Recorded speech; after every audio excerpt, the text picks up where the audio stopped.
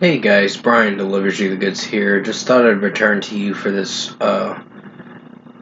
album review this afternoon for Justin Bieber's new record Swag that I got a chance to listen to, which the title itself is kind of a little cringy, but it's like, okay, wonder how this is going to sound. So I'm going to discuss what I listened to for his seventh studio album, which this is the first album in almost, I believe, 4 years to be precise, and let you know my thoughts on Justin Bieber's new record Swag. So let's dive into this 21 track album review. So yeah, it's 21 tracks. It is a 54-minute record, and it starts with All I Can Take, which is an alright song. It's a 4.5 out of 5. Justin Bieber's singing was alright. The production, a little wonky at times, but it did alright for how it sounded. So yeah, 4.5 out of 5. Good song, but nothing that I'm going to be writing home about saying, okay, this isn't bad, but it's not the best.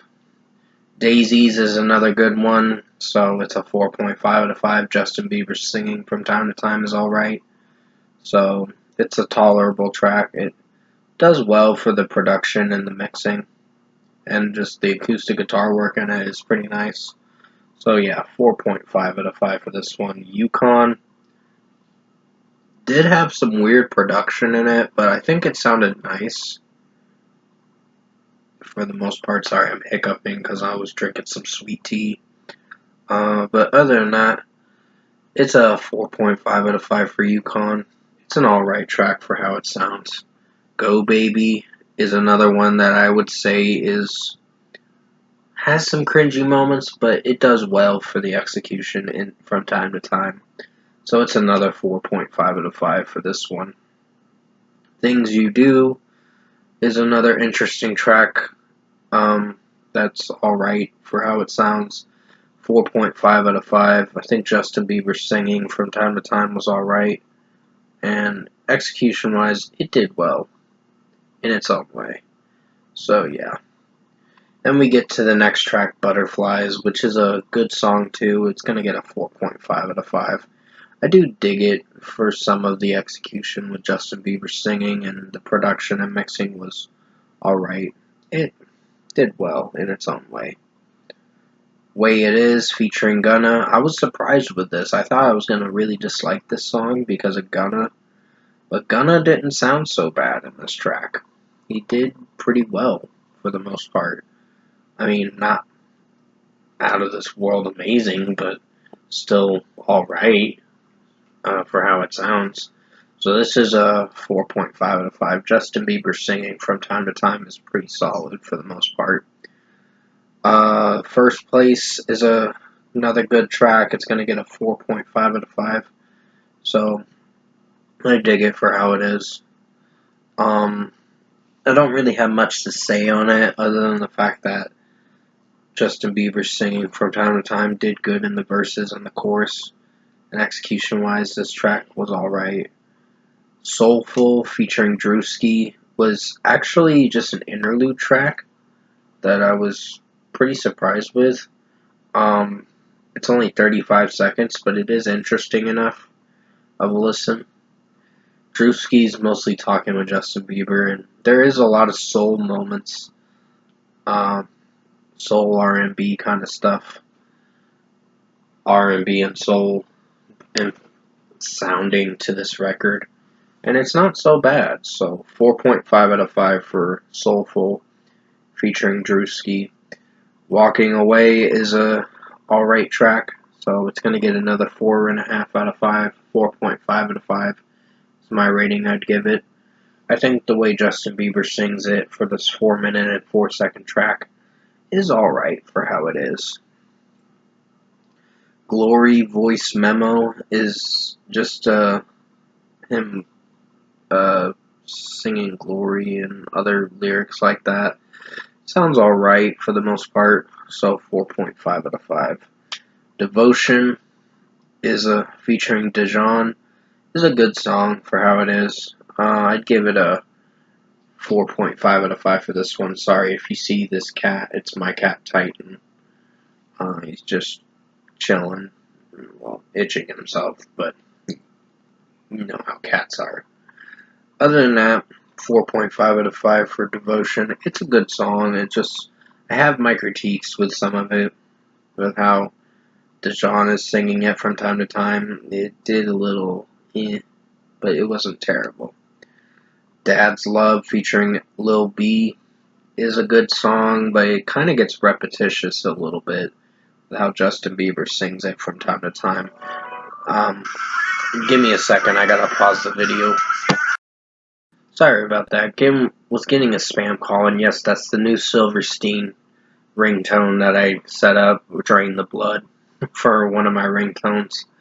But other than that, to get back on track, Dad's Love, 4.5 out of 5. Then comes Therapy Session with Drewski. I think it's a good song for how it is.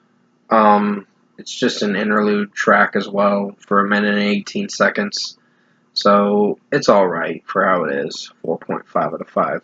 Just an interlude track going to the next track. Sweet Spot was my least favorite. I think it's like a 3.5 out of 5 for me for this track. I think with how it sounded, Sexy Red kind of sounded annoying in this track from time to time. She did alright for some moments in the track with her verse, but it's where the lyrics kind of get too sexualized a little too much, and it kind of gets a little overrated of a track. So it's not one of my personal favorite tracks. 3.5 out of 5. Standing on Business featuring Drewski again is a 49-second interlude going into the next track, so it's alright for how it sounds. It's a 4.5 out of 5. Then we get to 405. Good song for how it is, so I'd give it a 4.5 out of 5 for this one. I think Justin Bieber singing from time to time in this 3.5 minute song is alright for the most part, and I do dig it for how it is. Swag featuring Cash Cobain and Eddie Benjamin is another 3.5 out of 5. I don't know, this track was average, but it wasn't my personal go-to song. It's another one of the least favorites on this record, so it's eh. Then we get to Zuma House. I think this one was alright for the 1 minute and 22 seconds of a track, so it did alright for the most part. 4.5 out of 5. Too Long was a interesting one too. I do dig this one for how it is with Justin Bieber singing.